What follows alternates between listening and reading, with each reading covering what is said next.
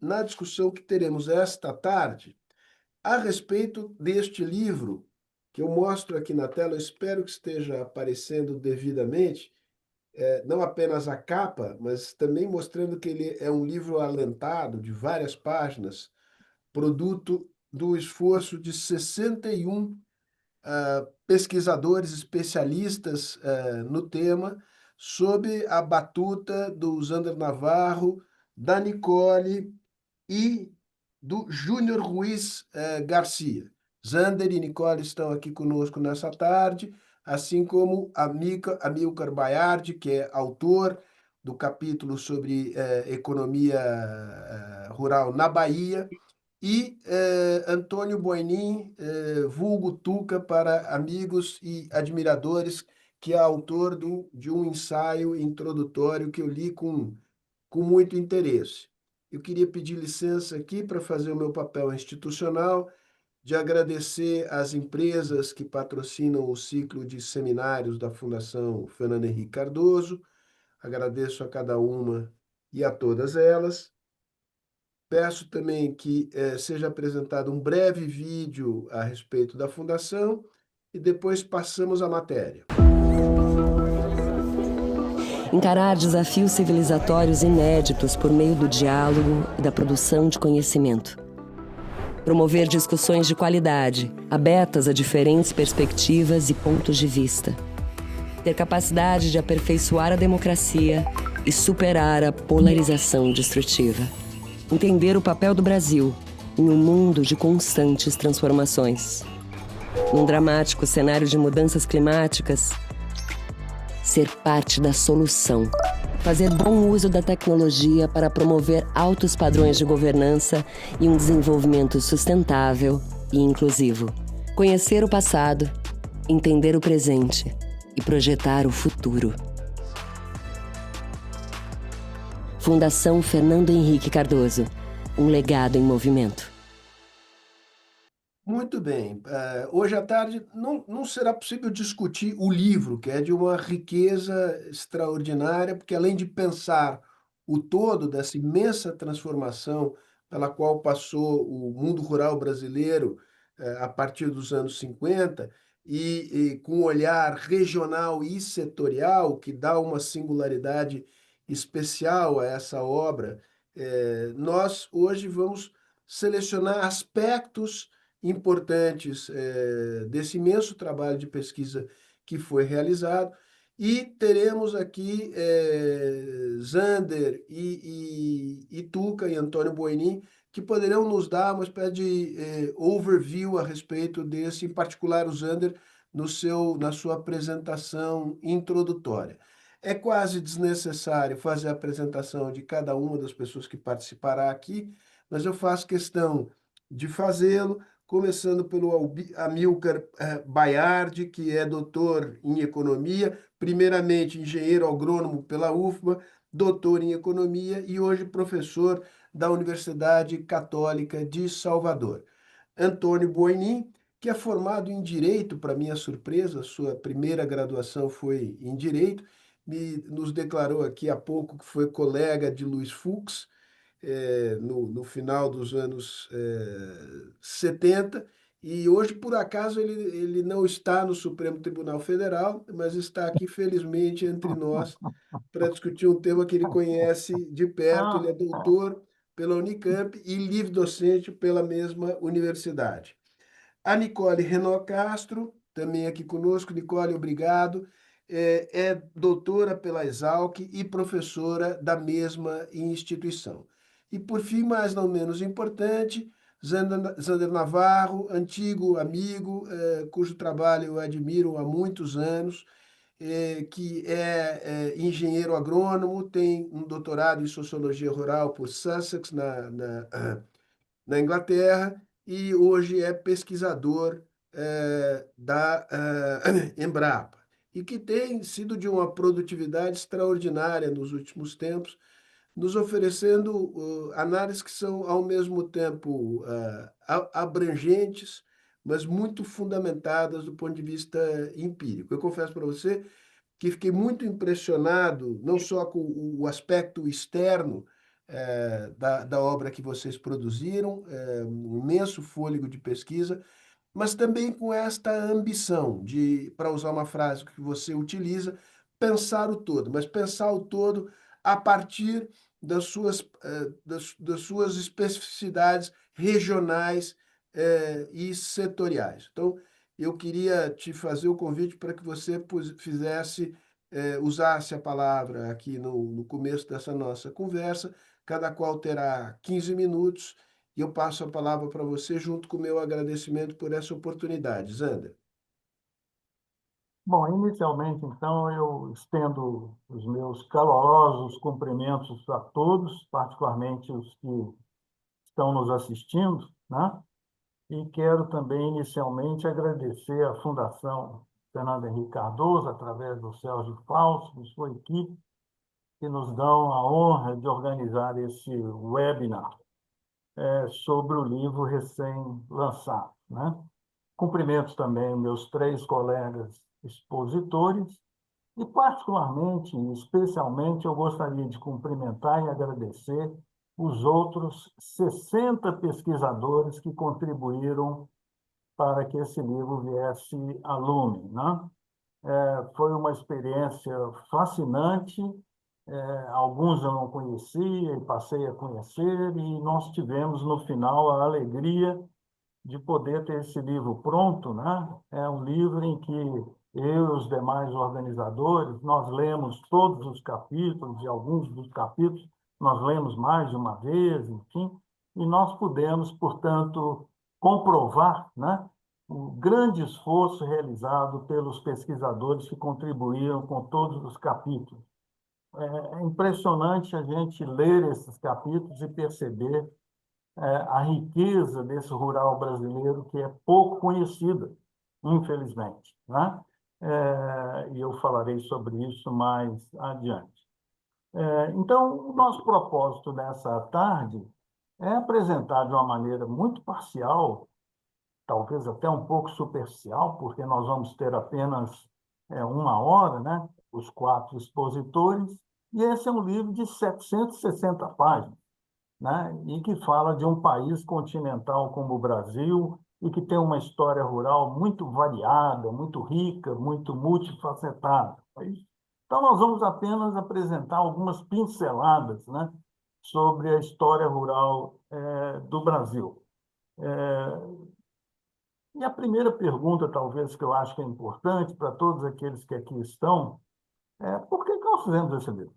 Né? Talvez, qual foi o objetivo realmente de organizar um livro como esse? Né? É importante chamar a atenção de que nós não temos, ou pelo menos não tínhamos, né, nenhum outro livro que falasse do Brasil rural como um todo, uma espécie assim de história do Brasil rural, a partir de um determinado tempo, determinado por algum hipotético autor. Esse livro não existia. Na década passada, nós tivemos alguns primeiros esforços nessa direção. Em 2014, eu também participei de um livro igualmente ambicioso. Na época eram 56 autores, e aquele outro livro de 2014 teve mais de 1.000 páginas, e teve como primeiro autor o Boinain, que está conosco aqui à tarde, nessa tarde, né? E naquele momento a gente fez um primeiro esforço, mas não foi com esse objetivo de fazer uma história rural brasileira, né? Naquele momento, o que nós fizemos realmente foi uma discussão muito ampla sobre vários temas. Mas na mesma década passada, nós tivemos pelo menos duas outras iniciativas que foram importantes, né? Uma delas, em 2016, o livro do Fábio Chadá, infelizmente, logo depois ele faleceu, e foi um esforço importante de relacionar o desenvolvimento agrário, em particular do sul do Brasil, e a sua relação, digamos, com a expansão da agricultura empresarial no Centro-Oeste. E, posteriormente, em 2018, com a edição em inglês, 2019, com a edição em português, o livro Alimentando o Mundo, dos economistas Herbert Klein e o professor aposentado da USP, Francisco Luna Vidal, né? Então, esses foram esforços que foram nessa direção, mas não cumpriram, evidentemente, com esse objetivo, já que é uma tarefa gigantesca, de propor uma história do Brasil rural a partir de um certo tempo, né? E por que isso é importante? E essa foi a motivação principal do nosso livro. Sérgio Fausto já mencionou rapidamente na introdução que ele fez. É porque todos nós começamos a perceber nesse século que esse rural, que no passado era muito segmentado regionalmente, por ciclos regionais, por esforços produtivos que eram de um estado ou de uma região, ele começa a se organizar como um todo, né? As partes começam a se conectar de uma maneira muito mais clara para todos nós, né? E o que significa essa conexão, essa articulação entre as partes? Ora, nós estamos falando de uma economia agropecuária, isso significa principalmente mercados.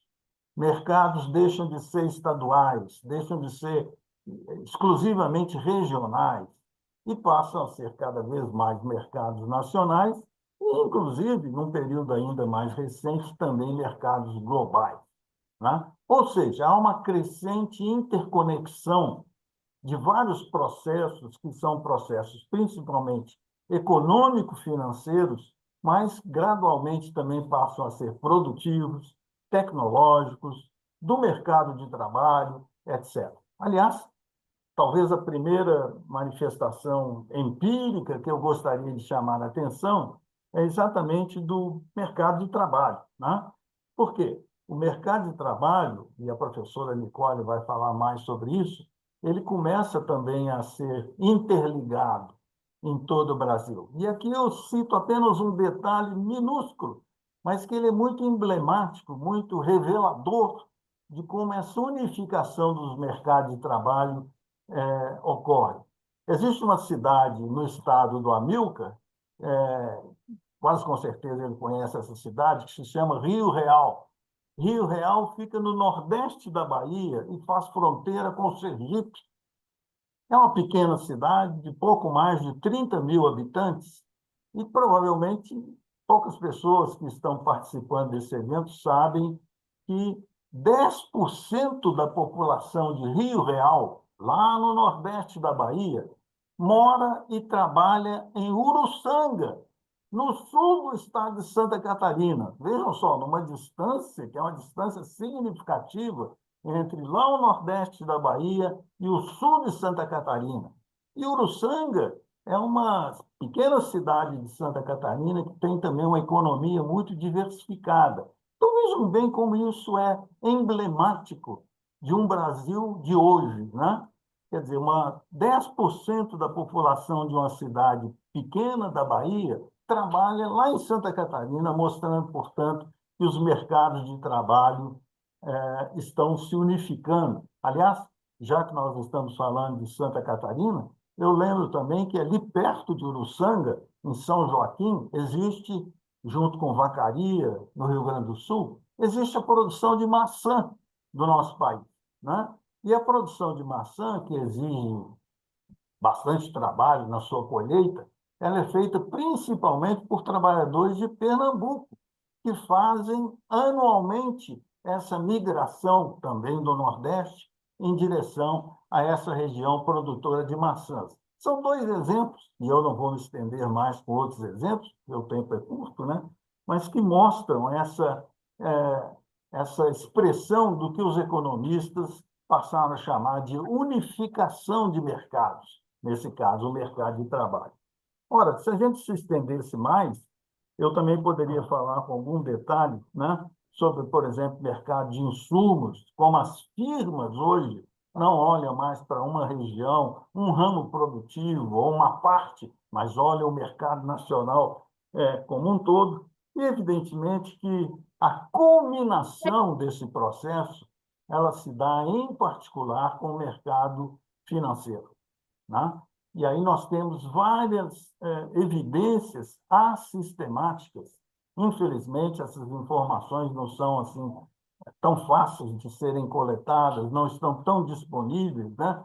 Mas os mercados financeiros é que estão reconfigurando cada vez mais essa economia agropecuária brasileira, né? E isso também tem evidências meio óbvias, né?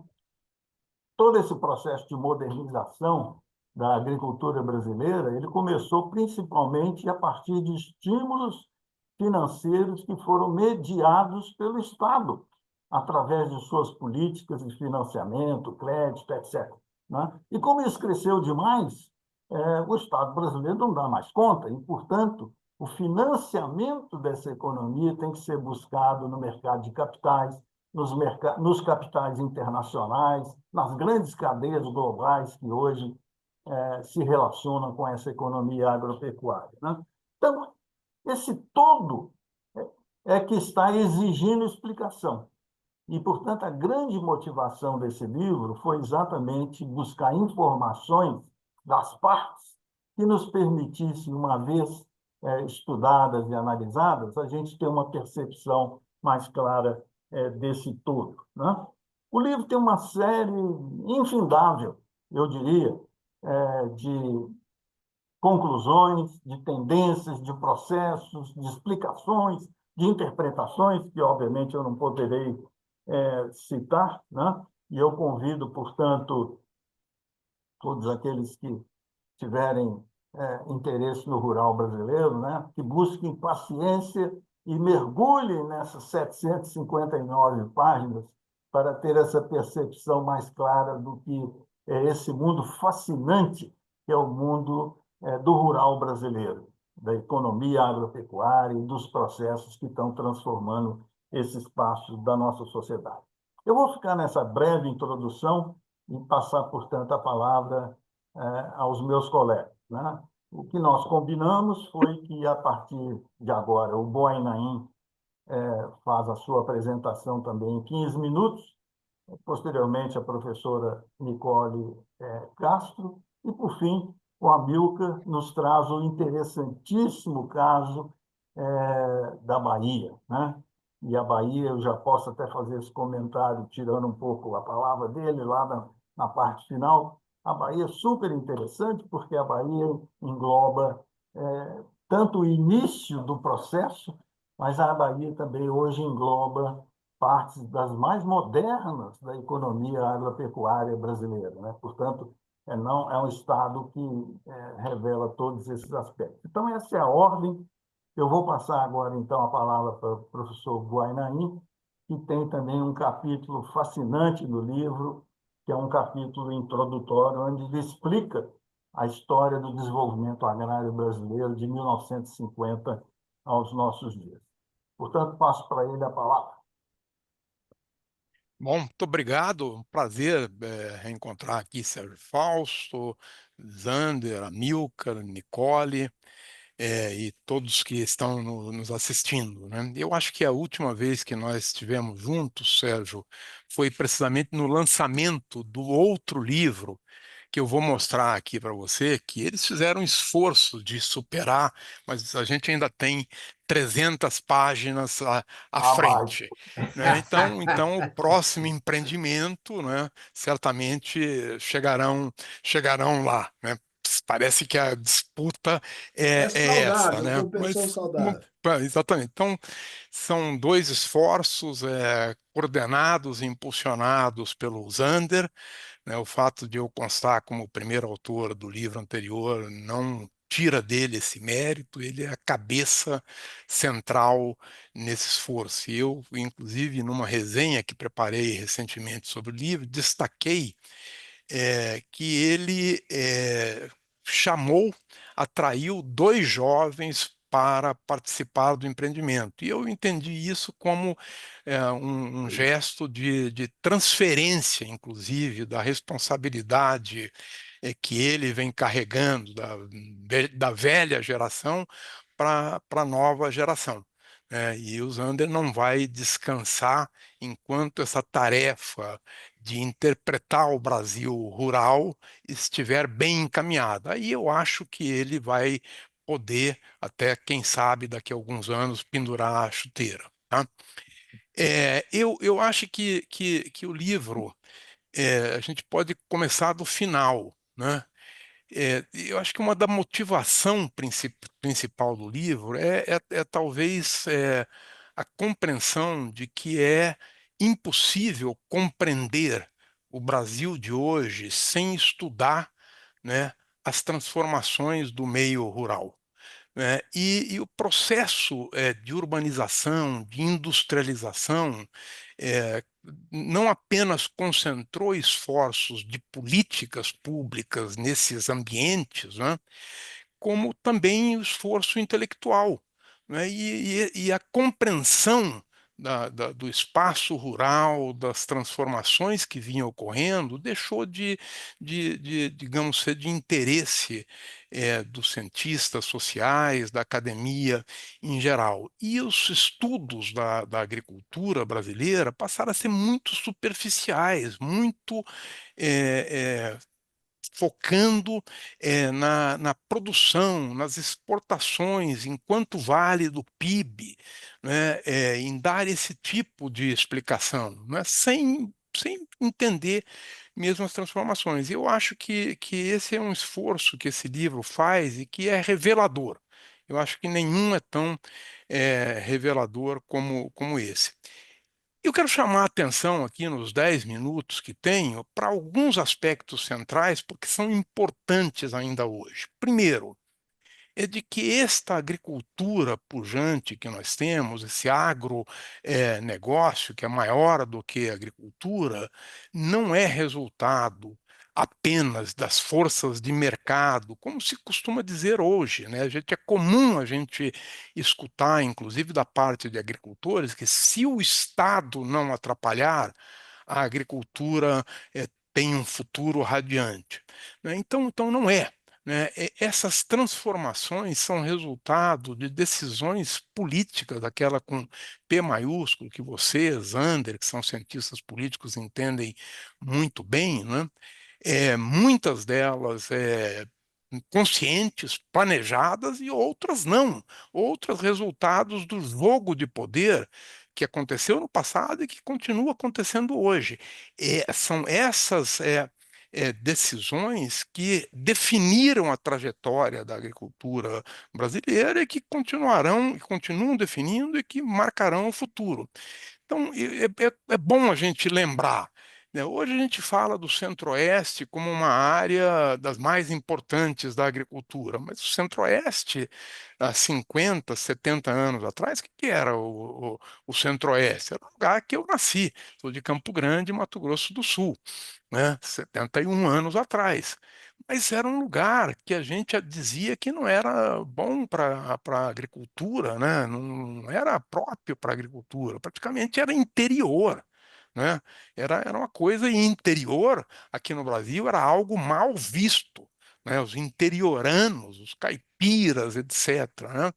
E o Cerrado começa a ser ocupado por decisões políticas, construção de Brasília, um gesto, né, para muitos treslocado, né? Abre uma área enorme, redefine, começa a se redefinir a geografia do país. Depois da decisão dos generais que governaram o país após 64, com aquele programa enorme, programa de integração nacional, de ocupar a Amazônia, vamos integrar para não entregar, era o mote. Isso abre vertentes para a região norte, começa ali inclusive, né, uma ocupação predatória e um modelo de ocupação da Amazônia que perdura até hoje, que ainda a gente não conseguiu controlar. Depois, então a gente podemos ter vários exemplos, né, como esse. E algumas dessas decisões, né,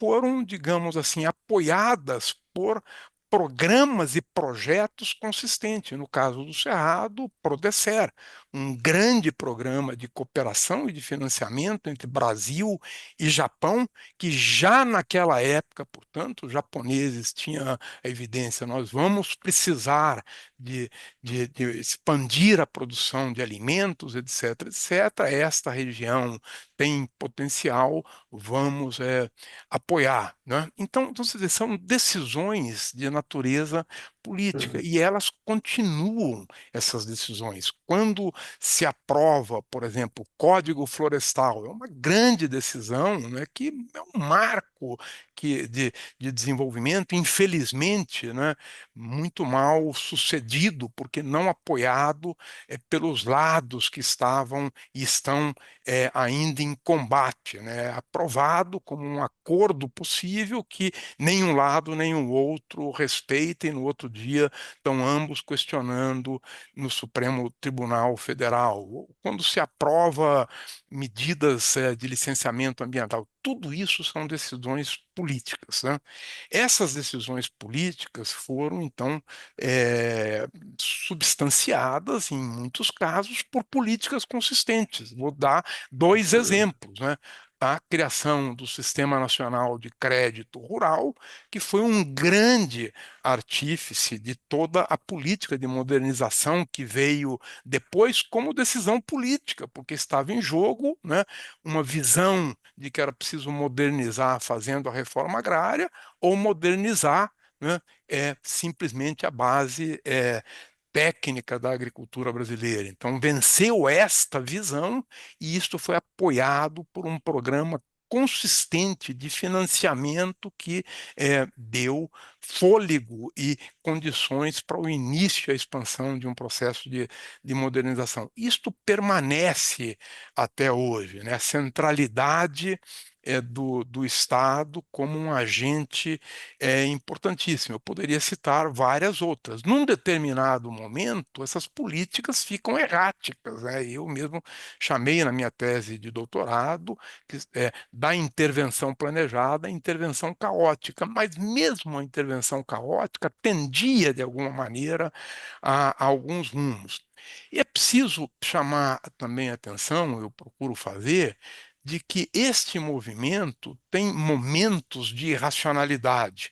Um deles, quando a política de preço mínimo, né, sustentava, digamos, a formação da indústria, da agroindústria brasileira, a expansão dela, ou sustentava o início da produção de grãos no Cerrado, porque não tinha mercado. Então, os economistas mais liberais diziam: absurdo, isto está errado, nós estamos gastando dinheiro com políticas ineficientes. Sem esta ineficiência, né, nós provavelmente teríamos atrasado 10 anos a ocupação do Cerrado, não teríamos a agroindústria que temos hoje. Então, uma parte da minha reflexão vai para esse aspecto, né, dessa articulação entre a política com P maiúsculo, as políticas públicas que, com erro e acerto, apoiaram esse processo e também, depois, né, o homem, o agricultor, né, que é preciso também chamar atenção para esse agente fundamental, né, porque dentro dessa política, né, então a gente vê movimentos importantíssimos demográficos, os gaúchos que, né, em razão dessa mesma política, né, saem do Rio Grande do Sul, os catarinenses, os paranaenses, e vão levando o seu conhecimento, a sua formação, o seu empreendedorismo para regiões que eram tão interior mesmo, né, onde essa cultura do empreendedor não existia, muitas dominadas por uma cultura pecuarista atrasada, né, que está marcada né, por um patrimonialismo excessivo, pela acumulação de terras, né, pelo não querer correr riscos, né? Então chegam esses aventureiros, né, para modificar esse contexto, digamos, institucional, cultural dessas regiões. Então, quando a gente pensa, né, que em 1980, 1970, essas populações chegavam a ocupar, né, áreas de Mato Grosso, né, completamente sem nada de infraestrutura, etc., etc., eram aventuras, né? Então, esse é um componente essencial sem o qual a gente não entende esse conjunto de transformações, né? Por fim, o mercado, né? Que é uma outra vertente importantíssima, porque isto dá frutos quando você tem um encontro dessas coisas, políticas públicas, né? A ciência, o processo de inovação, que, digamos, ficou ali como se fosse todo o resultado da Embrapa, mas foi resultado do esforço de muitas outras instituições, universidades, né, institutos também estaduais de pesquisa deram grandes contribuições. A Embrapa foi a catalisadora, né, e o mercado. Então, nós conseguimos aproveitar as oportunidades. E conseguimos aproveitar as oportunidades por quê? Porque em um determinado momento, né, é, entendeu-se que, de fato, o mercado, com os incentivos de mercado, eram importantíssimos para viabilizar as transformações. E, portanto, o Estado brasileiro, a partir dos anos 90, principalmente com as reformas introduzidas pelo presidente Fernando Henrique Cardoso, né, de fato, deixaram de ser intervenções nocivas e passaram a ser intervenções que tiveram, pelo menos, a intenção, né, de fazer com que o mercado funcionasse melhor, de corrigir problemas de mercado, de potencializar aquilo que a gente chama de forças de mercado. Então, na reflexão que eu faço desse conjunto de transformações, eu trago esses três grandes pontos, né? A política, com P maiúsculo, o conjunto de políticas, entre as quais, né, a de ciência, tecnologia e inovação, que foi fundamental, né? E o mercado integrado por esse conjunto de agentes e protagonizado pelos agricultores, pelos produtores rurais brasileiros, pelas agroindústrias, por todo esse tecido muito complexo que compõe o agronegócio, sem o qual a gente não teria hoje o Brasil que temos. Então, eu convido a todos, de fato, a lerem o livro. Eu ainda não consegui ler todo, vou pela metade, apesar de ter feito uma resenha, mas acho que todo mundo entendeu que também a gente ganha experiência e consegue fazer, às vezes, captando aqui e ali partes essenciais. Se eu tivesse lido 700 páginas, eu ainda estaria lendo e a resenha não teria saído. Mas vale a pena ler, porque tem capítulos que são muito interessantes, né, e cada um tem o seu valor. Muito obrigado pela oportunidade. Tenho ainda 15 segundos né, para respirar. Daqui a 9, estou A gente contando pode aqui, criar um 8. mercado secundário de crédito. Você pode Exatamente, vender. eu poupei Você aqui, pode agora acabou. vender, Não, pode agora vender. acabou. Dela, acabou. Ó, tá dando o alarme, vocês estão escutando o alarme. 15 segundos, 15 minutos. Muito bem. Pronto. Nicole, agora, né, Zander? Bom, boa tarde, pessoal. Também gostaria de rapidamente, para não gastar muito do meu tempo, mas agradecer também à Fundação, a todos que estão assistindo e deixar aqui também um agradecimento público ao Zander, né, por ter me convidado, como o Buenaim colocou, para fazer parte dessa obra que foi idealizada totalmente por ele, né? Para mim foi muito especial participar desse livro, tá? Então, diferente dos demais, eu vou compartilhar a minha tela para mostrar algumas coisas para vocês. Vocês me avisam se não estiverem vendo, tá? Não, dá para ver perfeitamente. Ótimo. Como o nosso tempo aqui, o individual, pelo menos, ele é curto, eu optei por, ao invés de me aprofundar em algum detalhe muito específico do estado de São Paulo, que foi o capítulo que eu me dediquei, por trazer uma visão bem geral de um dos enfoques desse livro, né, que já foi colocado. Ele tinha objetivos muito ambiciosos, mas uma das frentes principais do livro era entender o trabalho, o mundo do trabalho agropecuário. Então, decidi passar nesse período curto uma visão geral sobre as grandes tendências do trabalho agropecuário, começando pelo mundo, para a gente poder localizar o Brasil ali onde, como que a gente está, né, em relação às tendências globais. E ao final vou trazer também alguns detalhes sobre o estado de São Paulo, né, onde eu trabalho, atuo e onde está também a fundação. Então, talvez seja de interesse.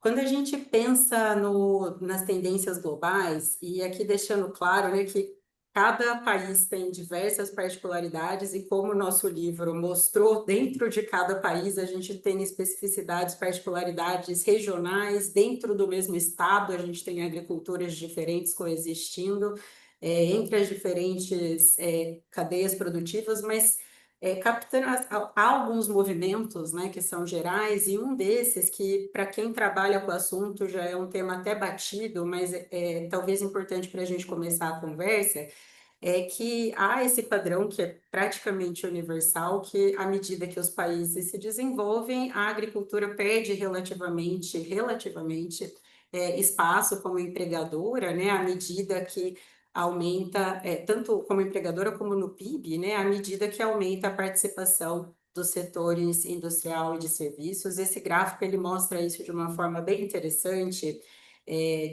não é meu, tá? É de outros autores, e aqui cada setinha é um país, não importa qual é qual nesse momento. O início da setinha, a posição desse país em 1991, o fim da setinha, a posição em 2017, e a gente está comparando aqui, né, cruzando a informação exatamente de quanto que a agricultura representa do total de ocupações do país com o PIB per capita desses países, e o fato de que virtualmente todas as setinhas apontam ali para o Sudeste mostra exatamente isso, né? Que quando os países enriquecem, reduz a parcela da população ocupada na agropecuária.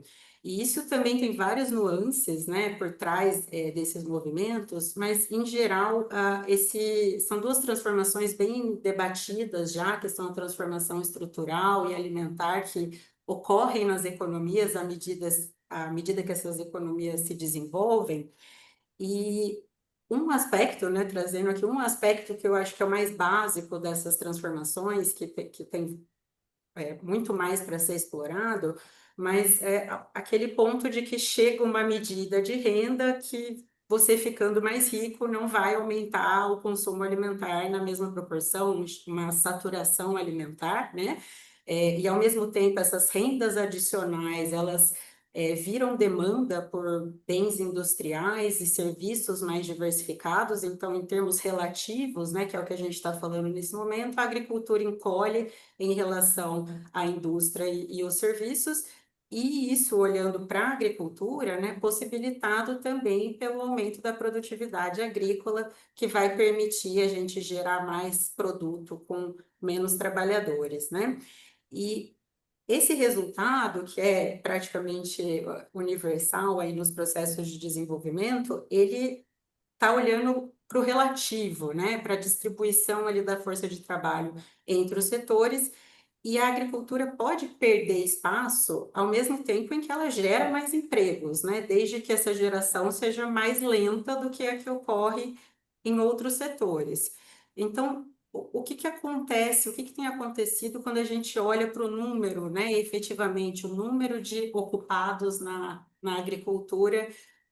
Vejam que ele crescia, né, até aqui mais ou menos 2003. Nesse período, a agricultura já vinha perdendo espaço, né, em termos relativos, já vinha encolhendo, mas ao mesmo tempo a gente tinha cada vez mais gente trabalhando na agricultura. E desde esse momento aqui, 2003 mais ou menos, que o número ele realmente encolhe, né, em termos absolutos. Isso tem acontecido no mundo.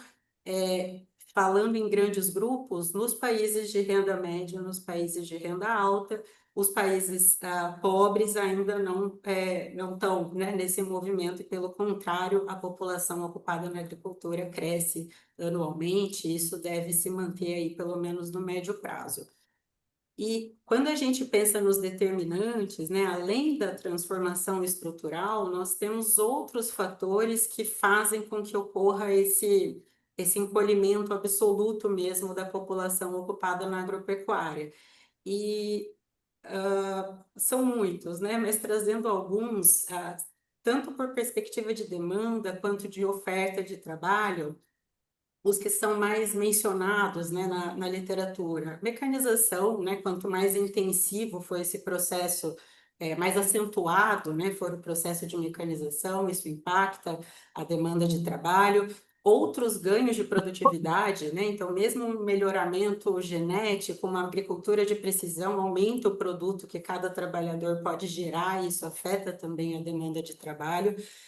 Um aspecto que é comentado nas obras do Guarnaim, que eu já li muitas delas, né, é como esse padrão a agricultura moderna ela se tornou hegemônica de uma forma que acaba inviabilizando quem não adota esse padrão dominante, né? E isso pode implicar a saída de produtores e suas famílias da atividade, reduzindo também o número de ocupados.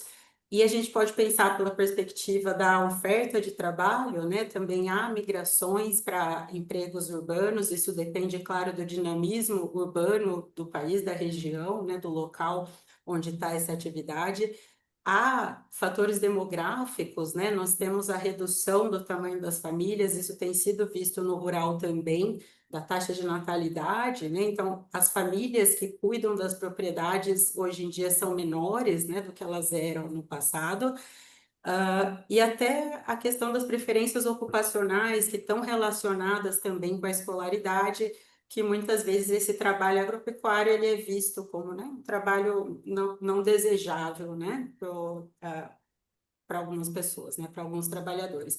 E o interessante é que essas forças, né, de oferta e de demanda de trabalho, elas interagem de formas diferentes dependendo do local e dependendo da atividade agropecuária, de tal forma que a gente tem isso no mundo, né, desenvolvido já é bem comum, e a gente tem visto também no Brasil, né, cada vez mais discutida essa questão, que dependendo de como essas forças interagem no local, nós temos uma situação que existe ao mesmo tempo, né, uma preocupação com algo que seria um desemprego rural, né, por conta da mecanização intensiva, libera esses trabalhadores, dependendo do dinamismo urbano da região, a dificuldade de realocação desses trabalhadores em outros setores, até pelo baixo capital humano, né, mas essa situação ela coexiste com a escassez de mão de obra, que também é vista, né, é relatada, vista em outras regiões, onde, na verdade, não encontram-se trabalhadores para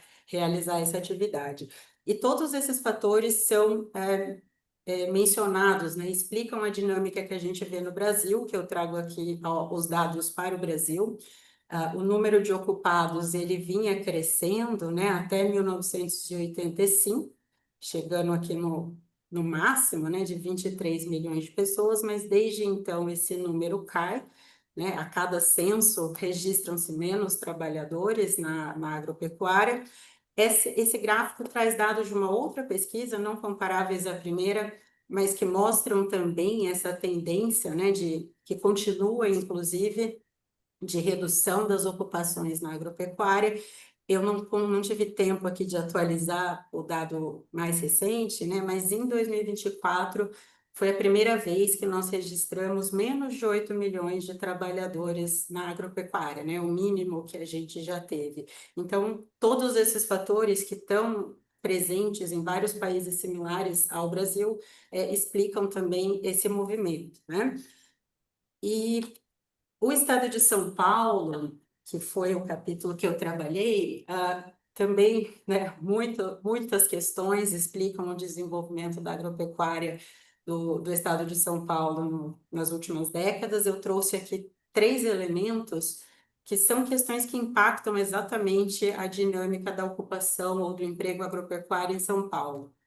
Uma primeira questão é que acho que, claro, né, todo mundo que acompanha minimamente o setor espera isso, que São Paulo, a agropecuária de São Paulo tem perdido espaço em relação à agropecuária nacional, e isso vem de duas forças, né? Primeiro que a gente está falando de uma agricultura antiga, São Paulo não tem mais área, né, para ser explorada, a fronteira já foi esgotada há muito tempo, então é difícil competir, né, com uma agricultura de cerrado que expande com produtividade e com área, né, muito mais rápido do que a agricultura paulista. Mas, além disso, as atividades principais do Estado também não tiveram um bom desempenho relativamente às demais, né? A cana-de-açúcar cresceu muito pouco nos últimos 20 anos, passou por crises sucessivas. A laranja, que é uma atividade importante em São Paulo também, né? Por crises fitossanitárias de preços e mais diversas. A bovinocultura paulista também vinha encolhendo por um longo período, né? Até pela dificuldade em termos de competitividade, preço da terra, né, de atuar em São Paulo, comparado com outras áreas mais novas, né, e de fronteira. Então, a agropecuária chegou, né, de São Paulo, aqui há muito tempo atrás, a representar 1/4 do PIB agropecuário nacional e hoje representa 7, né, o mínimo também que nós já chegamos em termos de representatividade. E o PIB agropecuário de São Paulo praticamente não cresceu nos últimos 20 anos. Teve um momento de alta, de baixas, mas contrariando o que a gente vê no PIB agropecuário brasileiro, né, que cresce ano a ano, exceto quando a gente tem um problema de clima, em São Paulo esse movimento não foi verificado. Essa questão do esgotamento da fronteira, combinando com todo o dinamismo urbano do estado, faz com que a terra aqui seja muito cara, né? E aumentou o preço da terra, é uma das terras mais caras do Brasil. E isso também implica, tem diversas consequências para a agropecuária, né? Fez com que as nossas atividades se intensificassem, se modernizassem, atividades que não geram muito valor, né? Não vale a pena de ser executada no estado de São Paulo por uma questão de competitividade, tanto que o valor por hectare aqui no estado, ele é 3 vezes maior do que o médio nacional, uma agricultura realmente que se modernizou e se intensificou. E olhando para a estrutura da agropecuária, aqui já deixando uma ressalva que os dados não são absolutamente claros, há vários problemas de comparação dos dados do censo ao longo do tempo, mas tudo indica, né, que nós tivemos uma crescente concentração fundiária aqui, o que também está relacionado à expansão da cana-de-açúcar, que tem essa característica, e mais recentemente a expansão da soja também, que foi muito rápida em São Paulo na última década, e também vem com essa característica de grandes propriedades. Redução do número de estabelecimentos e uma especialização da nossa pauta, né? O valor da produção agropecuária de São Paulo ele está cada vez mais concentrado e em atividades que são conhecidamente pouco intensivas no uso de mão de obra, né? A própria cana, hoje em dia, que é mecanizada, a soja, né, que é o padrão nacional de usar pouca mão de obra, silvicultura.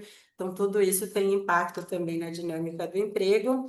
Meu último slide, eu vou tomar talvez uns 30 segundinhos que o Zander deixou aí no mercado de crédito do tempo. Esse é o comportamento, então, do emprego, né, das ocupações em São Paulo.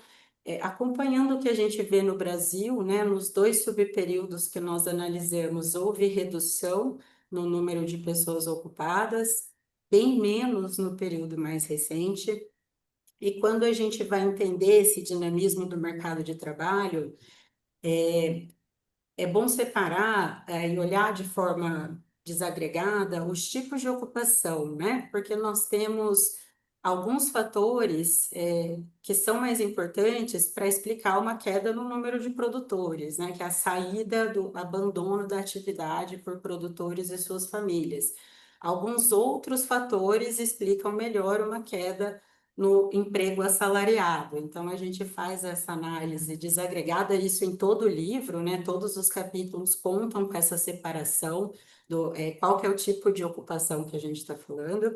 E em São Paulo, nesse período que está em azul, né, nós tivemos redução para todos os tipos de ocupação, então saída de produtores de atividade, da atividade, né, o que tem muito a ver com a questão da modernização, da inviabilidade de estabelecimentos que não eram mais viáveis de executar a agricultura no estado de São Paulo, uma redução importantíssima no número de familiares auxiliares, que são aqueles que trabalham no estabelecimento sem remuneração, também impactado por fatores demográficos, redução do tamanho das famílias, saída de mulheres e jovens, né, da atividade, e uma redução também do emprego assalariado. Aí a gente pode olhar muito para o fator da mecanização e da liberação dessa mão de obra. E em 2012, muito dessas tendências, de 2012 em diante, aliás, né, muitas dessas tendências se mantiveram no estado, mas houve um aumento, não muito significativo, mas no número de produtores, muita gente a mais produzindo soja e bovinos, nesse período, nesse segundo período. Então, de modo geral, São Paulo acompanhou esse padrão, né, do Brasil, de ter cada vez menos gente produzindo, mas parece ter havido uma estabilização aqui num período mais recente. Desculpa, então, passei um pouquinho, usei os minutos do Zander, mas eu encerro aqui a minha apresentação. Queria agradecer muito a oportunidade que a Fundação FHC está dando e também aos nossos organizadores. Destaco aqui a presença do Zanre e da Nicole e do nosso Tuca, que também foi um grande apoiador intelectual em todas as etapas. O Zander, pelo fato dele ter vivido muito tempo na Bahia, ele assimilou alguma coisa que é muito comum na Bahia, afirmarem, não, a Bahia é a proxis do Brasil, representa todo o Brasil, desde o formato de pernil, entende que se assemelha ao Brasil e se assemelha também à América do Sul, até as populações, ao taldeamento demográfico que lá aconteceu e a combinação dos biomas, porque, de fato, a Bahia acolhe 3 dos principais biomas do Brasil. O Brasil tem 5 biomas, mas 3 são principais. Os Pampas e o Mato Grosso do Sul, os brejos lá, já não são mais ecossistema do que bioma. O bioma mesmo é Amazônia, Mata Atlântica, Caatinga e Cerrado. 4, aliás, são 6 o total de biomas. Né? Muito bem, então a Bahia tem 3. E a história da ocupação na Bahia se dá exatamente perseguindo essa disposição dos biomas. Por isso que eu queria mostrar uma apresentação, e eu não vou ler tudo, mas, de fato, a imagem, ao exibir, digamos assim, o bioma mostra as relações sociais que são possíveis lá. Bom, então tudo começa, de fato, na Bahia. Então temos aí uma sequência de slides que mostram exatamente essas imagens, né? E a primeira, a mais importante, que eu queria mostrar, é exatamente essa dos biomas, né? Ou seja, também não avança quando eu clico em cima, nem quando eu faço. Agora sim, né? Pronto. Então está aí a Bahia, mais ou menos 40% é Caatinga, 30% é Cerrado e 20 e poucos por cento é Mata Atlântica. E tudo começou na Mata Atlântica, como lembrou muito bem Zander, né? Através da exploração de madeira, que foi evoluindo para o sistema agroaçucareiro, depois veio o cacau, vieram outras atividades. Bom, curiosamente, essa atividade madeireira, ela foi, embora possa ser considerado o marco do aproveitamento dos recursos naturais do Brasil e também da relação de extração e produção vegetal, ela já tinha a participação dos nativos, ou passou a ter, entende, na forma de trabalho livre, trabalho semi-livre, entende? Mas ela tocou e deixou um legado surpreendente. Esse legado surpreendente não é nada mais, nada menos do que a moderna silvicultura integrada. Ou seja, ela é extraordinária em termos de produtividade de celulose, entende? Mas principalmente porque combinou essa produtividade e essa geração de renda, né, com a proteção da natureza. Isso que vocês estão vendo aí é uma imagem que mostra os eucaliptais nas partes mais altas, digamos assim, dos tabuleiros, né, do extremo sul da Bahia, e antes dele vem os corredores de biodiversidade. Ou seja, esse tipo de empresariado, grandes corporações, se deu conta de que não precisava ocupar toda aquilo que o Código Florestal permite, né? E aí reservaram 40% da área para os chamados corredores de biodiversidade, que estão reconectando todo o resto, o que sobrou da Mata Atlântica com essa expansão que está havendo no interior. Então, é tido como o modelo mais adequado e mais eficiente também de recuperação da Mata Atlântica. Mas avançando, como da madeira se evoluiu para outras atividades. E aí aparece o sistema agroflorestal, que ele é muito, digamos assim, adequado, né, ao ambiente, na medida em que não desmata ou não reduz o manto florestal. Ele integra a atividade produtiva com o manto florestal, e aí temos um exemplo concreto da atividade da cacauicultura, da produção de cacau, que é uma espécie de subbosque de uma mata maior. E esse modelo de sistema agroflorestal, que deu certo, entende? E responde, atualmente está em processo de recuperação, atravessou uma crise muito grande, mas agora está em processo de recuperação, inclusive oferecendo uma alternativa, tanto de renda como de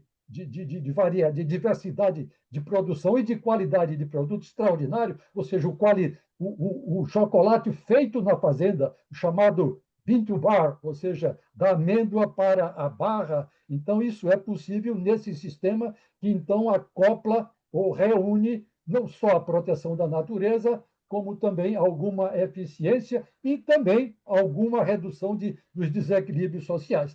Bom, na sequência, não se ficou somente no sistema agroflorestal da cacauicultura, se evoluiu para outros sistemas, né?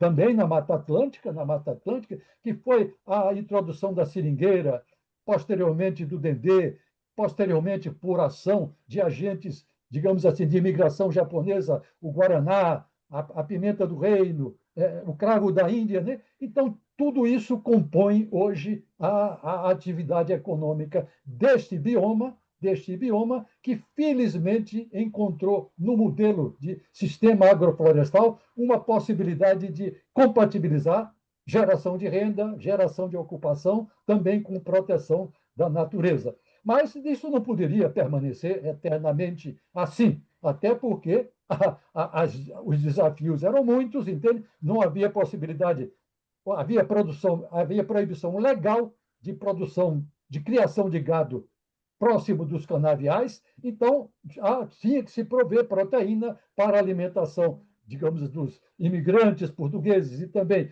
da mão de obra africana que estava chegando no interior. E aí se deu esse caminho para o interior, que foi permitido essa transferência digamos assim, da presença de uma agricultura moderna ou eficiente para o interior, foi possível através de um marco, e esse marco foi a criação do Imperial Instituto Baiano de Agricultura, onde funcionou a primeira escola de agronomia do país, em 1857. Foi uma iniciativa do imperador Dom Pedro II com a comunidade de canavieiros, e essa instituição, que era, ao mesmo tempo, formação de engenheiros agrônomos e pesquisador em ciências agrárias, né, foi quem foi responsável pela introdução do fumo, desenvolvimento da mandioca e do amendoim, e também do algodão, que teve uma grande importância na indústria têxtil baiana, que durante um período foi a maior do Brasil. Mas havia necessidade de mais produção de alimentos, principalmente proteína, e o caminho foi ir na direção da Interlândia, e aí não tinha saída, tinha que passar pelo bioma Caatinga. O bioma Caatinga, ele, diferentemente da Mata Atlântica, né, tem uma pluviosidade tem déficits hídricos monumentais, mas o problema da Caatinga não são só os déficits hídricos, né? Nem a evapotranspiração, é também os solos rasos, os solos rasos. E isso impossibilita uma agricultura convencional, entende, sustentável, né? E já figuras como Sir Richard Francis Burton, entende? E também o nosso Euclides da Cunha, já disse, olha, isso aí não dá para produzir agricultura nesse bioma, nessa região, a não ser nas margens do rio, onde tem umidade decorrente da presença, digamos assim, de córregos d'água, de cursos d'água, e também dependendo da deposição, deposição fluvial, ou seja, que compõe as margens. Então, a saída para mas pelo menos a Caatinga ofereceu a alternativa de produção de bovinocultura extensiva, com um rendimento muito baixo, baixíssimo, ou seja, a necessidade de 20 ou 30 hectares por cabeça, mas era o que era possível. Bem, caminhando na direção do interior, mas como já o Francis Barton e o nosso Euclides da Cunha chamava atenção para a possibilidade de irrigação, em algum momento se chegou até aos vales do rio. E aí tudo muda. Tudo muda porque em plena Caatinga é possível se transformar, como o Brasil se transformou, no maior produtor, maior exportador de uva de mesa e também o maior exportador de manga. Então, o sucesso dessa agricultura é extraordinário em termos de geração de renda, em termos de eficiência, em termos de capacidade de prospecção de inovações fora do Brasil, inclusive para trazer para cá.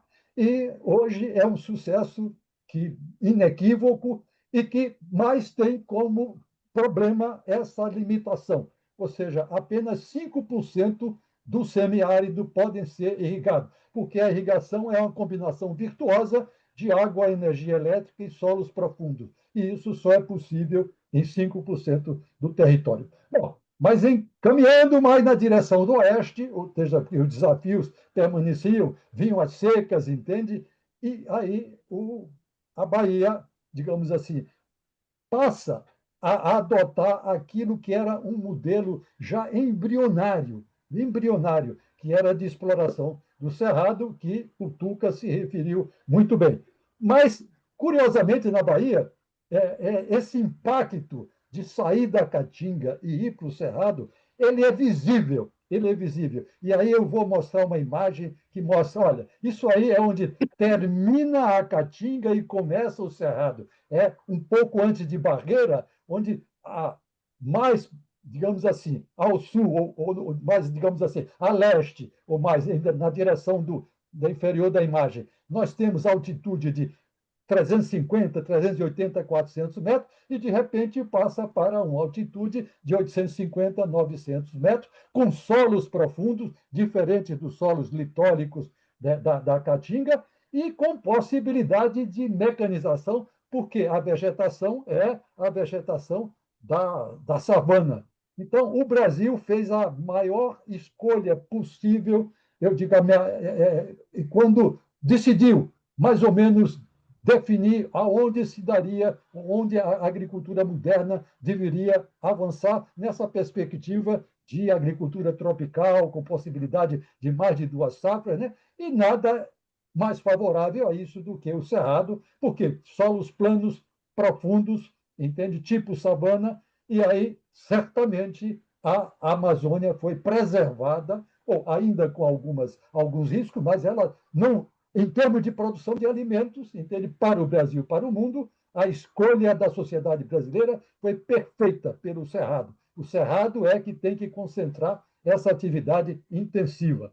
E ela se dá da maneira mais eficiente possível, e aí temos um exemplo já da agricultura 4.0, que rivaliza com a indústria todo o processo de inovações, né? Imita a indústria em termos de nível de produtividade, autonomia de sistemas, conectividade e até autoaprendizado. Tudo isso é possível na agricultura do cerrado, que apresenta índices de produtividade elevadíssimos, e a Bahia se destaca, curiosamente, se destaca como sendo uma das partes do Cerrado onde esses níveis de produção, tanto de grãos, aí falo da soja e do milho, entende, como também das fibras estão muito elevados. Bom, mas e o resto? E o conjunto? O conjunto, nessa perspectiva, entende? Nós verificamos, avaliando o conjunto, quando comparamos a cobertura da terra em 85, em 2023, que a agricultura moderna, toda essa prosperidade, que se deu com novos agentes, né? Não era o tradicional latifundiário que vinha da aristocracia de cana, assim, foram novos agentes que chegaram na Bahia, principalmente descendentes de imigrantes, entende? E vieram para o oeste, foram para a região do cacau, foram alemães que plantaram pela primeira vez o cacau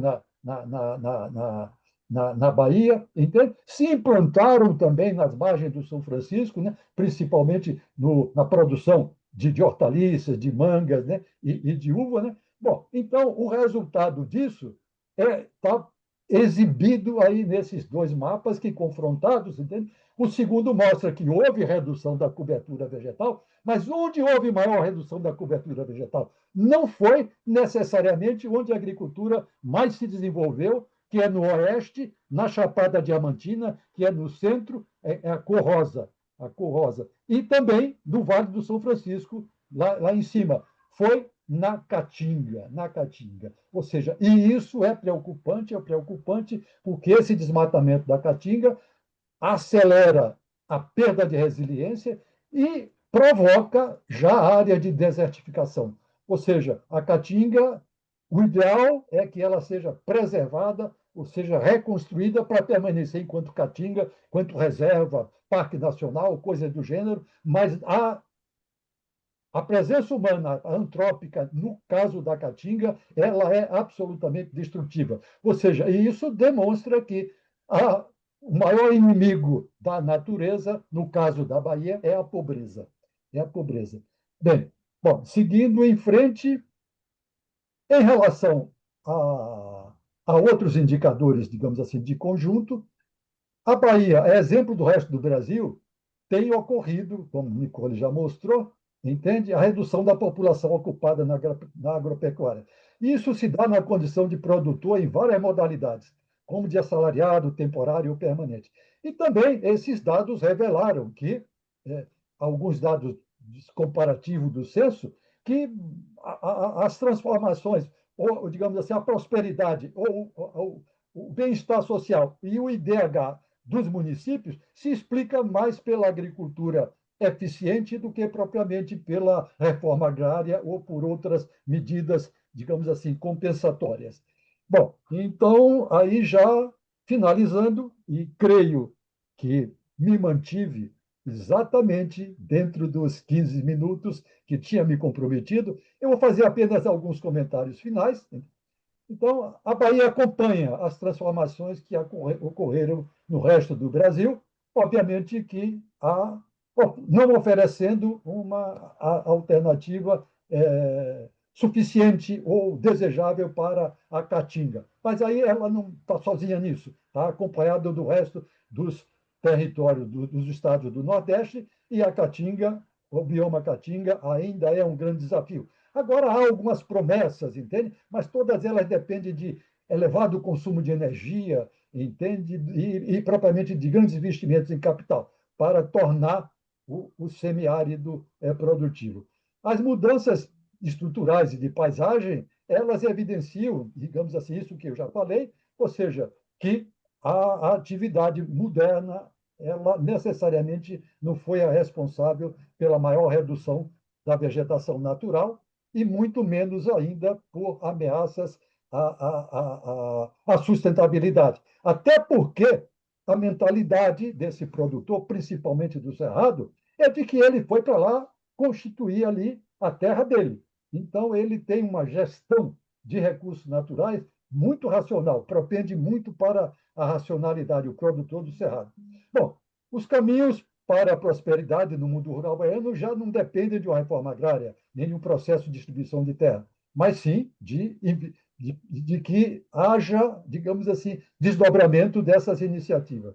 E os dados do censo, tanto eles quanto os períodos intercensitários, né, quanto os PNAD, revelam exatamente também aspectos muito positivos no que tange à expansão da agricultura na Bahia, porque se dá com manutenção ou mesmo, em alguns casos, até redução da área cultivada. Ou seja, a produção agrícola, agropecuária, nessas regiões de prosperidade, ela está avançando com a manutenção da área cultivada ou pequenos aumentos na área cultivada, sobretudo em relação ao aumento da produção e da produtividade.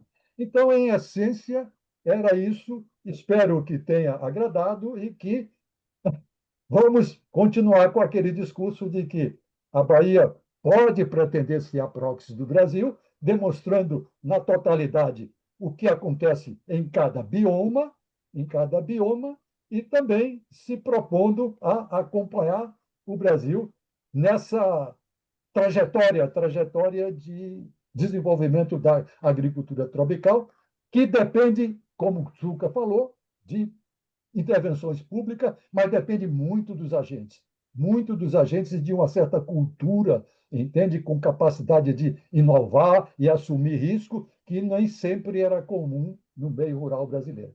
Muito obrigado, mais uma vez, pela oportunidade e me coloco à disposição.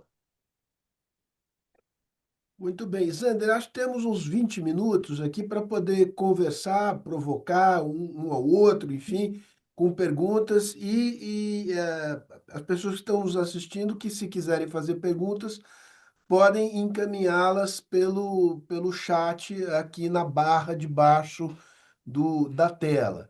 Eu tenho algumas perguntas a fazer, Zander, mas você tem precedência no caso. Olha, eu só faria então um comentário muito rápido, chamando a atenção de como os diferentes capítulos do livro, eles falam, analisam, inclusive interpretam, né, com números, com fatos, com bibliografia, uma série muito grande de movimentos que ocorrem no espaço rural brasileiro e sobre os quais a gente nem sabe, ou pelo menos não discutimos, não são matéria de meios de comunicação, etc., né? E alguns são muito importantes. Exemplo, o arroz é um componente essencial na nossa alimentação cotidiana, né?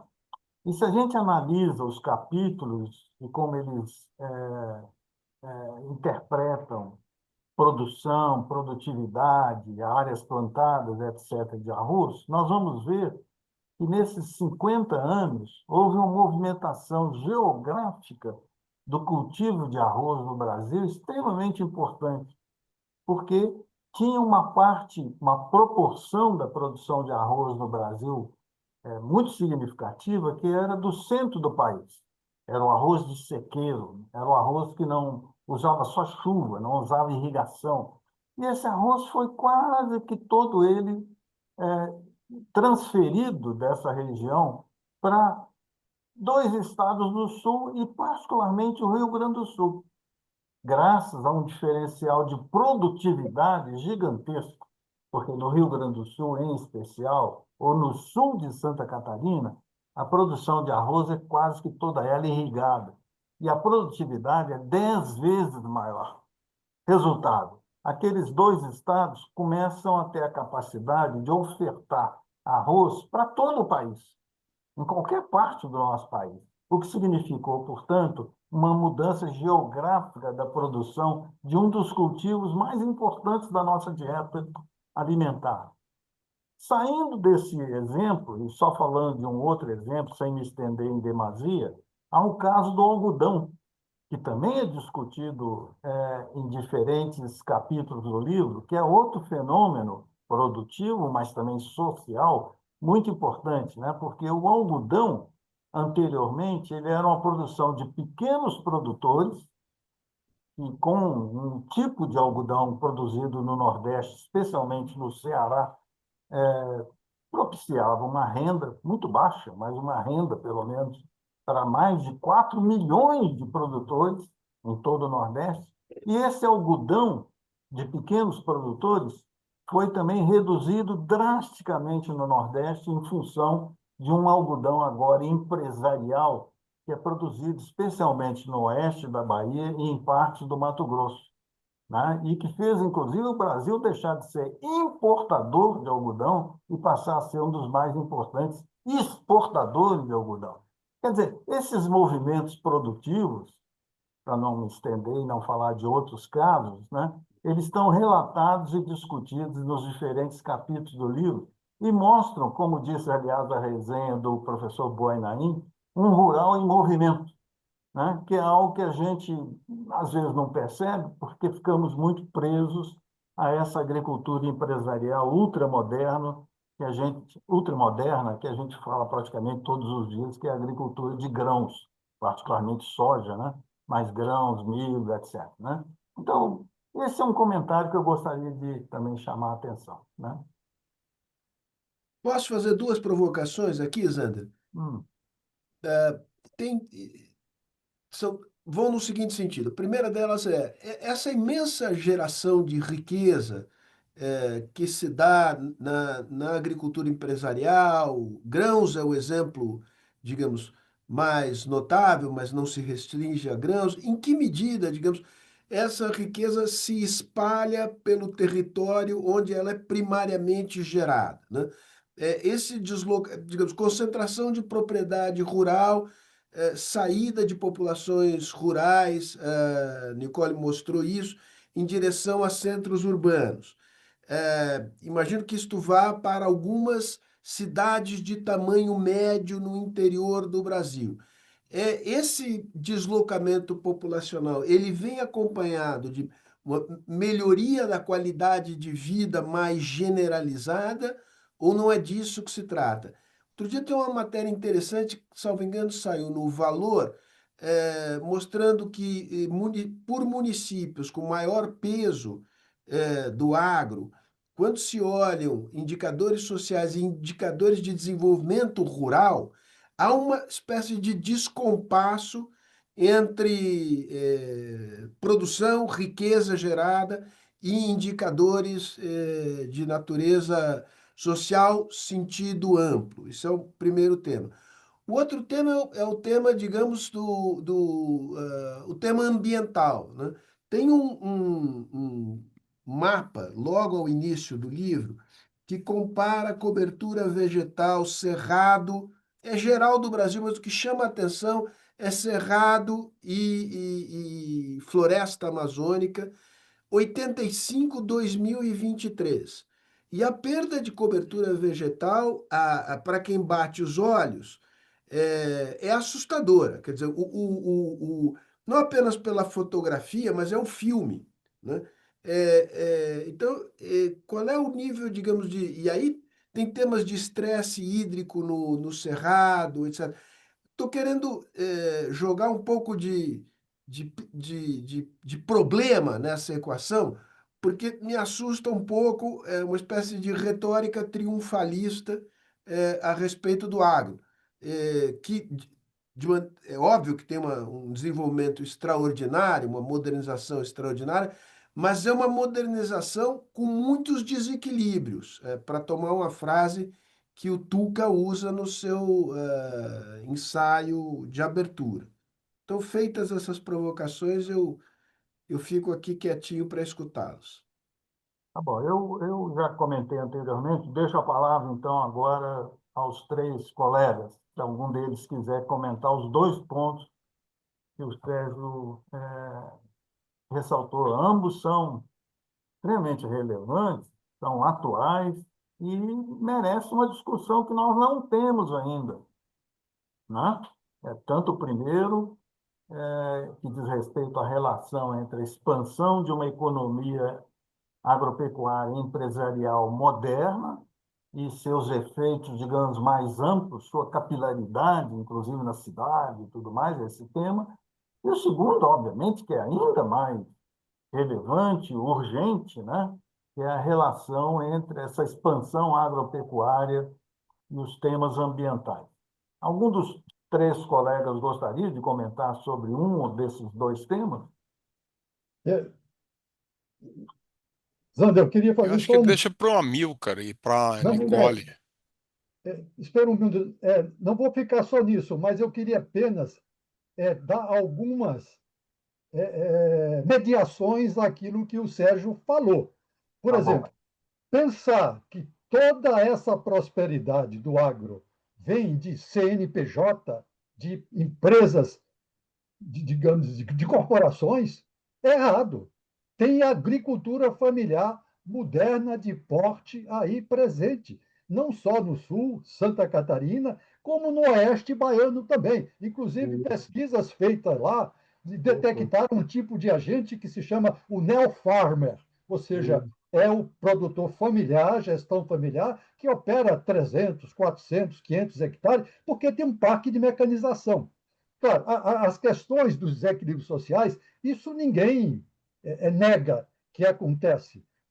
Obviamente que acompanham. Agora, outra observação feita por ele, eu tenho dados opostos, ou seja, o dado de IDH, Índice de Desenvolvimento Humano Municipal, mostra, no caso da Bahia, que o IDH é mais elevado no oeste, na Chapada Diamantina, onde no Planalto da Chapada Diamantina tem uma produção de batata e maior, uma concentração enorme de pivôs centrais e batata e tomate, entende? E também no extremo sul. Ou seja, de alguma forma, a prosperidade do agro está levando a benefícios urbanos, entende? Então, claro, ninguém discorda de que esse processo ele não é inclusivo socialmente. Essa é a questão central. Ele tem que ser mais inclusivo, mas é preciso que se dê as proporções devidas, entende? Inclusive, chamar o agro só de grandes empresas. Isso não corresponde à realidade. Perfeito, perfeito. Só alguns comentários, pergunta difícil, né, Sérgio? Mas sem dúvida, sim, né? Todo mundo que fala de agronegócio e agricultura tem que reconhecer que esse é um processo complicado. A gente tem duas agriculturas no Brasil, né? Essa agricultura moderna, tecnificada, ela coexiste com agriculturas extremamente pobres e que usam tecnologias de 100 anos atrás até hoje, né? Ah, esse primeiro é algo muito comum em todos os processos de desenvolvimento, né? Quem não absorve não surfa com a onda, né? Acaba sendo deixado para trás. Isso caracteriza o desenvolvimento econômico mundial, né? E não que a gente não possa ter ações para tornar esse crescimento mais inclusivo. Eu tentei até acessar aqui o artigo do Valor rapidamente, porque essa comparação ela é muito difícil de ser feita com qualidade, né? Os dados que eu conhecia também estavam mais em linha com o que o Amilcar colocou, de que, na verdade, os efeitos tendem a ser positivos nesses indicadores sociais, até porque como seria se não tivesse essa agricultura, né? Ainda mais pensando na interiorização do desenvolvimento que isso acaba levando. Aí a gente entraria na questão do desmatamento também, que eu não vou comentar agora, mas essa interiorização do desenvolvimento, a ida da agricultura, que depois atrai a agroindústria, até onde eu acompanhei, ela tem efeitos positivos, né, sociais, em média, né, não em todos os locais, mas em média. E só pegando um gancho de uma questão que o Amilcar falou, hoje e assim não querendo de forma alguma dizer que são menos importantes os agentes que têm sido afetados negativamente por todo esse processo, que são muitos também.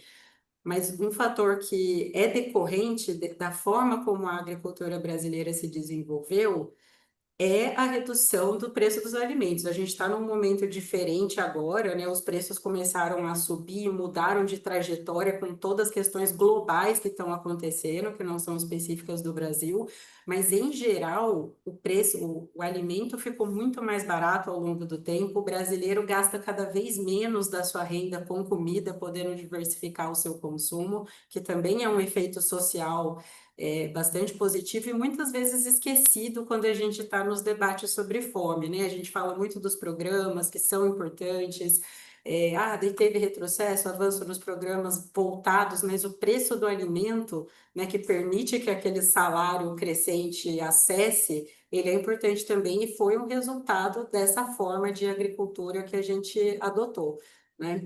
Então é um desdobramento também. Eu vou até ver depois essa matéria do valor que eu não conhecia, mas os dados que eu conheço, eles indicam um outro sentido. Sérgio, deixa eu comentar rapidamente do desmatamento, que eu vou falar uma obviedade. Não inventaram uma maneira ainda de produzir alimentos em larga escala sem ocupar a terra, sem fazer o desmatamento em áreas que tinham florestas, né?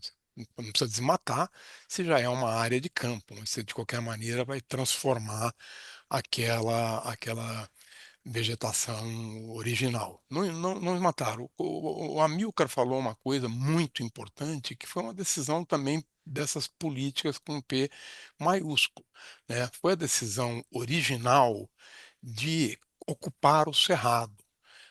Quase que não havia, então, tantas formulações científicas para bancar isso, mas se mostrou a melhor decisão, porque era o bioma que nós tínhamos para ser ocupado, com potencial para se produzir alimentos, e o que restava era Amazônia, né, Pampas, Pantanal, Mata Atlântica, então era a única opção, né, e um país com uma população grande, continental, né, não tinha opções. Essa ocupação e esse desmatamento, eu preciso dizer que ele foi digamos, uma decisão de política pública, né, quando se financiava exatamente para desmatar, plantar pastos de melhor qualidade e produzir agricultura, né? Então era isso,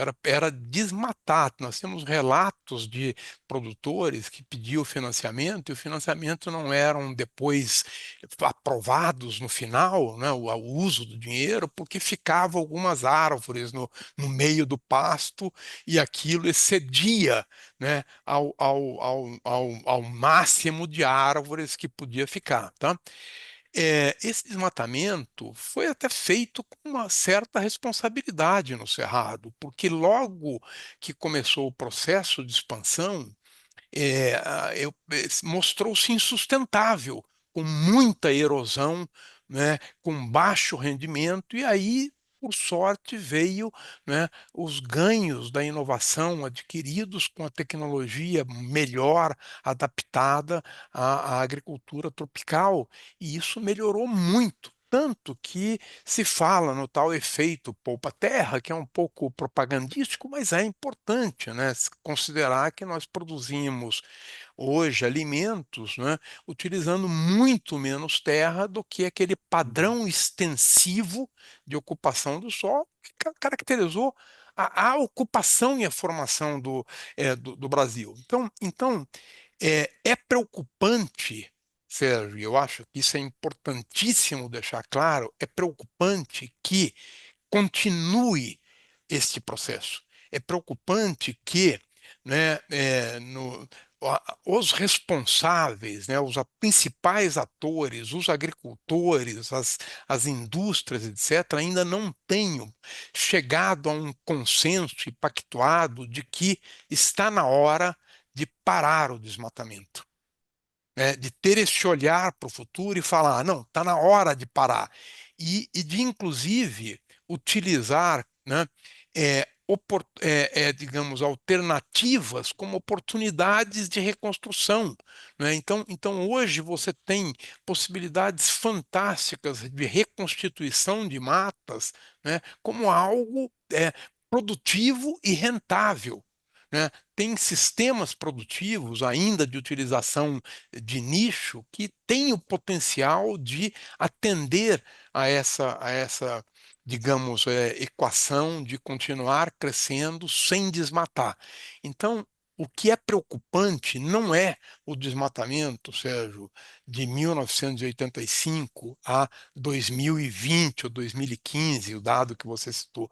O que é preocupante é a falta de consenso em relação ao futuro, de que ainda continuamos falando em desmatar, né, de que os produtores, né, tenham, digamos, interrompido o pacto da soja, né, que vetava, né, a produção de soja em novas áreas desmatadas, que a pecuária continue sendo uma pecuária em muitas regiões extensivas, etc., etc., etc., e que, em grande medida, muitas das políticas continuam digamos, na esfera da propaganda e não de intervenções sérias que possam mudar, digamos, os incentivos do desmatamento para a intensificação, da pecuária extensiva para a intensiva, etc., etc., etc.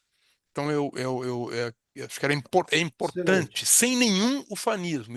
Eu fico horrorizado, Sérgio, me debato quando eu escuto essa mensagem do agro pop, do agro isso, do agro aquilo. Eu acho que é falso e que nós, que somos cientistas, não devemos compactuar com isso.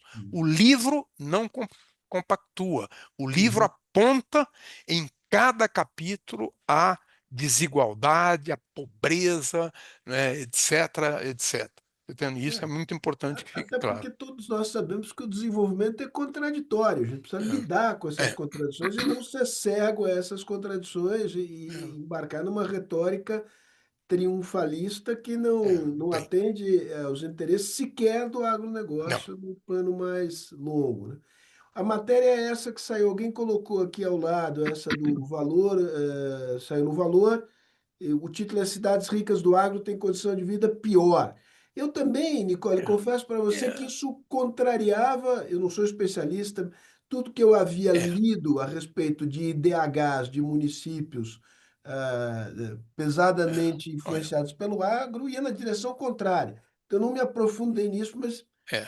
Eu exatamente, José, permite, há muitos anos atrás, fiz um trabalho que teve como base os indicadores da Firjan, que são os indicadores para municípios, inclusive com um colega, ex-aluno, colega do Zander da Embrapa, o Pedro Vieira, e era exatamente o contrário.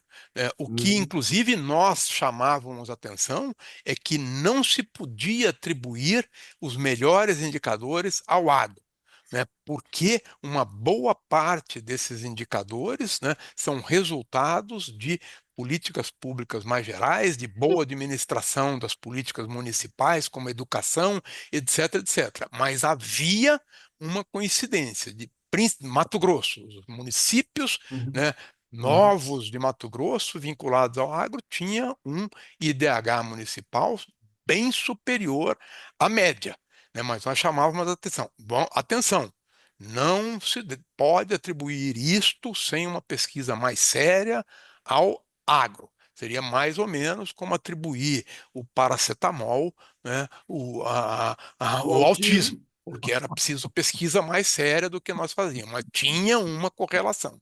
Depois tem muitos anos que eu não vejo esses dados, etc., etc., então também me causa surpresa. Eu vou até pegar aqui para Tá examinar aqui, com tá cuidado. aqui. O- Zander, É, eu, oi, Amilcar, fala. eu queria fazer só um comentário, porque em algum momento o Nicole falou, ou foi o Zander, não estou bem lembrado, um trabalho que o Geraldo Camargo faz há algum tempo, mostrando a importância dessa agricultura moderna na redução do custo de vida no Brasil. Ou seja, um impacto social extraordinário, entende? Extraordinário. Mas tem um impacto que eu falo, entende? Que é mais, digamos assim, chocante ainda.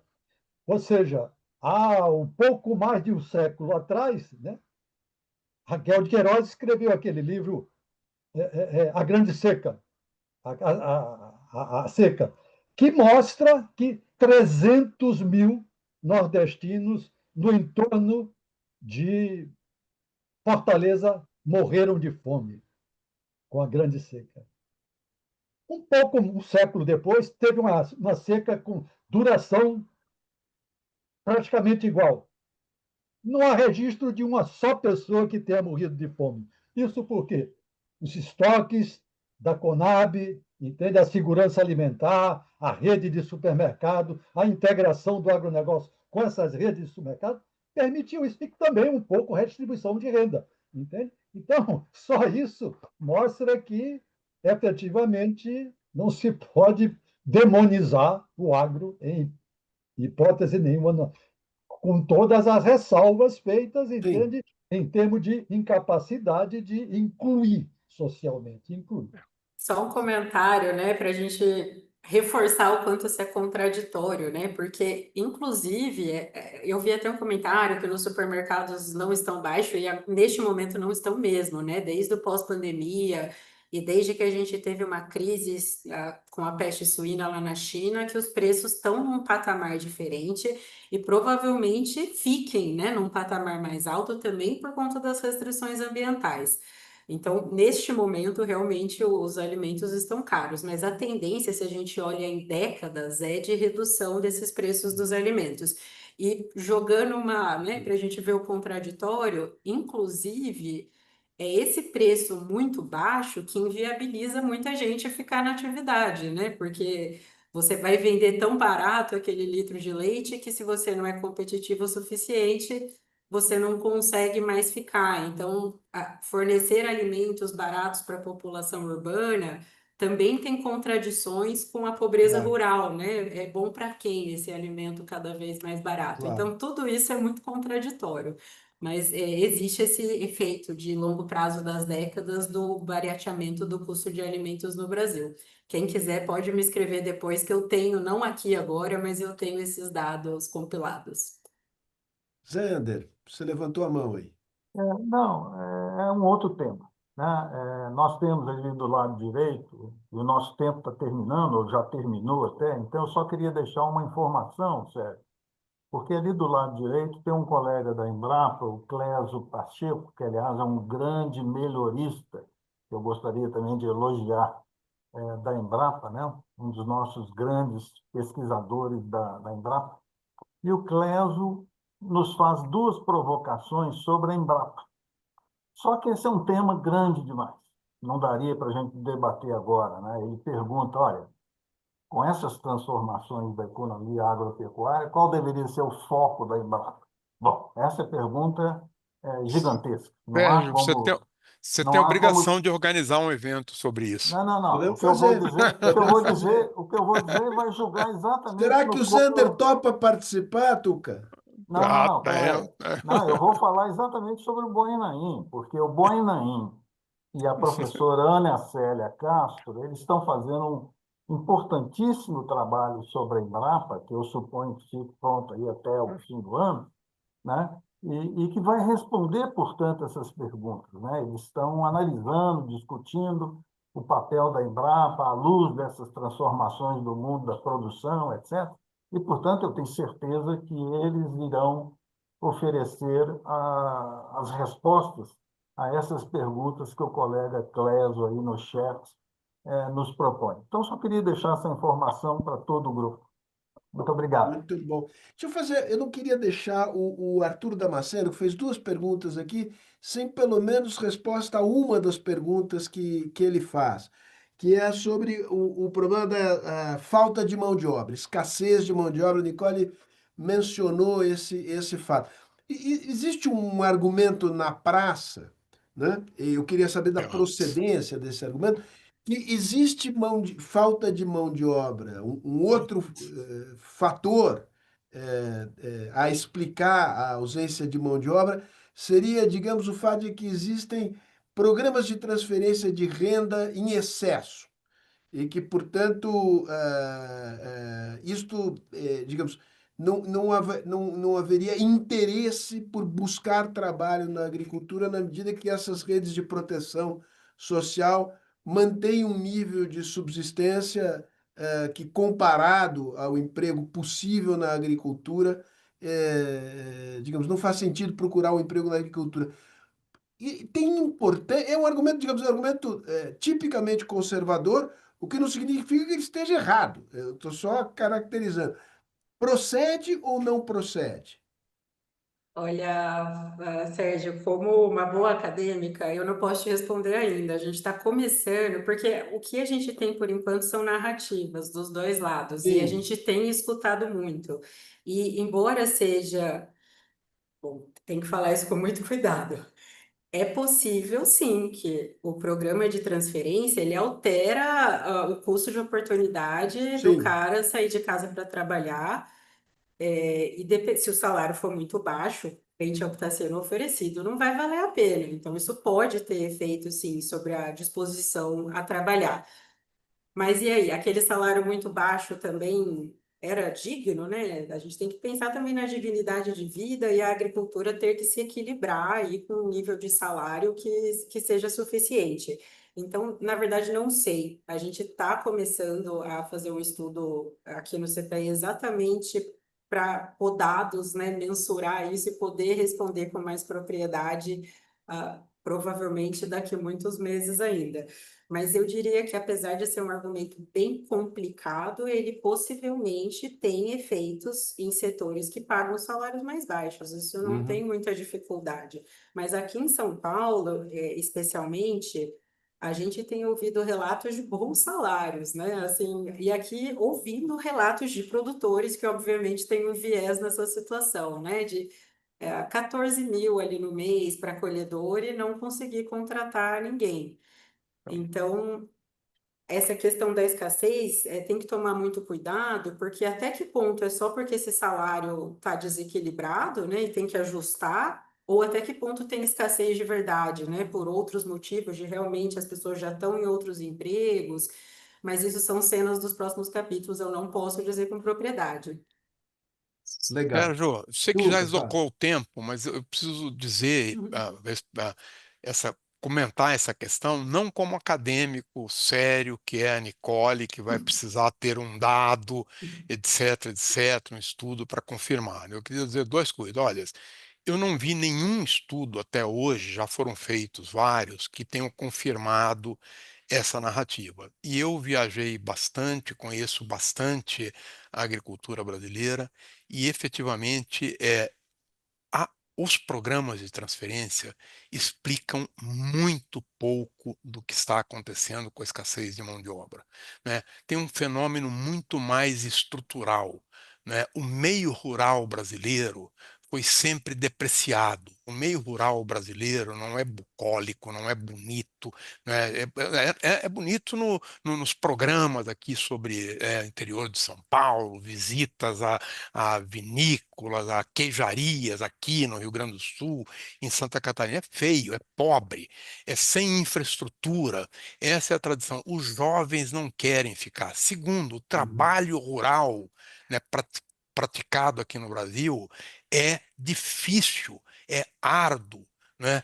Porque se atualizou muito pouco o processo. A colheita, nesses casos que falta, é manual, com dificuldade, subindo em escada, baixando, ficando sentado de cóquera, sabe? As pessoas não querem fazer isso, porque não é um trabalho decente, falta dignidade a esse trabalho, e é preciso, portanto, investir em meios tecnológicos para melhorar essas condições. É preciso pagar melhor, é preciso respeitar melhor também o trabalhador. Então, tem uma falta mesmo que não tem nada que ver com, com Bolsa Família, até porque, né, ninguém consegue viver com um mínimo de dignidade com Bolsa Família. Essa é a grande verdade. Se você sabe, então é preciso enfrentar essa narrativa que é comum inclusive que vale para o meio urbano. que a gente não encontra trabalho no meio urbano porque a pessoa vive de Bolsa Família. Não, não, não é, porque você tem outras variáveis que explicam. Como a Nicole disse, tem segmentos que pagam bem e não encontra. E não encontra porque as pessoas têm alternativas melhores, às vezes nem tanto de salário, mas Uhum. de condições. Então a gente precisa pensar melhor sobre isso. Esse é um tema enfim, do rural profundo que explica a dificuldade de atração de médicos para municípios com baixa infraestrutura, mesmo pagando salários acima da média oferecida na rede pública, né? No fundo é o seguinte, quer dizer, não romantizemos, morar nos cafundós do Judas não é bom, né? Essa é a questão. É simples assim. Perfeito. Vamos ter que terminar, Sérgio. Vamos lá, Zander, palavra final ou semifinal é sua, depois eu me despeço em nome Olha, da instituição. eu me estenderia por mais horas, né? Quem tem 50 anos, mais de 50 anos de andança pelo Brasil rural, sempre teria muita coisa a falar, contar, etc., né? Então, se houvesse oportunidade, realmente eu começaria a falar aqui e não pararia mais. Como nós não temos tempo, eu posso apenas, novamente, agradecer. E, primeiramente, eu quero agradecer meus colegas que foram os autores dos capítulos do livro, né? Que se esforçaram em produzir capítulos que são excelentes, né? Pena que eu não tenho tempo de comentar sobre isso, sobre aquilo, nos diferentes capítulos que são aprendizados de uma extrema relevância, né? Então, primeiramente, eu queria agradecer a esses colegas. Agradeço também aos colegas expositores, que também são autores de capítulos, e agradeço a você e a sua equipe, Sérgio, da Fundação, por essa oportunidade. Talvez esse programa fique gravado e aí a gente possa chamar... sim, se ele fica gravado, nós vamos chamar a atenção dos colegas que não puderem estar conosco nessa tarde e eles poderão assistir posteriormente, né? E como você deve ter percebido, bem como todos aqueles que assistiram conosco nessa tarde perceberam, né? Existe aqui um grande leque de temas que precisam ser mais discutidos, com maior profundidade, etc., né?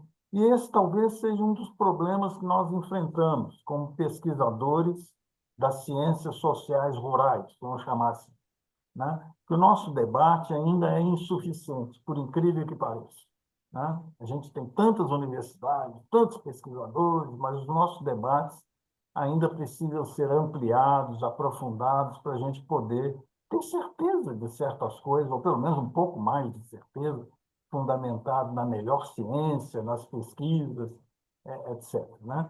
Então, mais uma vez, só para terminar, muito obrigado. Muito obrigado a todos, muito obrigado à Fundação.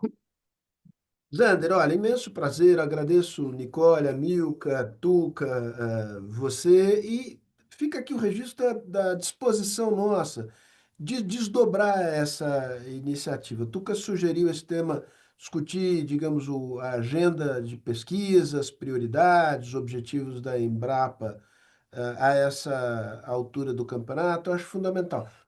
Nós, na Fundação, digamos, não somos especialistas no tema.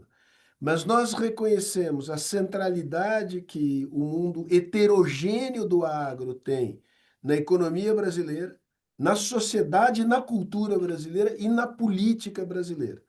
E eu acho que provocar a discussão da política com P maiúsculo, para evitar de um lado a demonização e de outro o triunfalismo, esse é um objetivo que nos anima. E nada como fazer isso com quem tem a honestidade intelectual e o conhecimento em construção para poder ajudar a entender o que está acontecendo com o rural em movimento, como você mesmo disse. Tá Então fica bom, aqui meu imenso obrigado a vocês todos e reitero a disposição de continuar essa conversa. tá bom, então. Valeu, muito obrigado, então. Um Valeu. abraço. Tchau, Obrigada a gente. Ô, todos. Boa noite. boa noite. Tchau.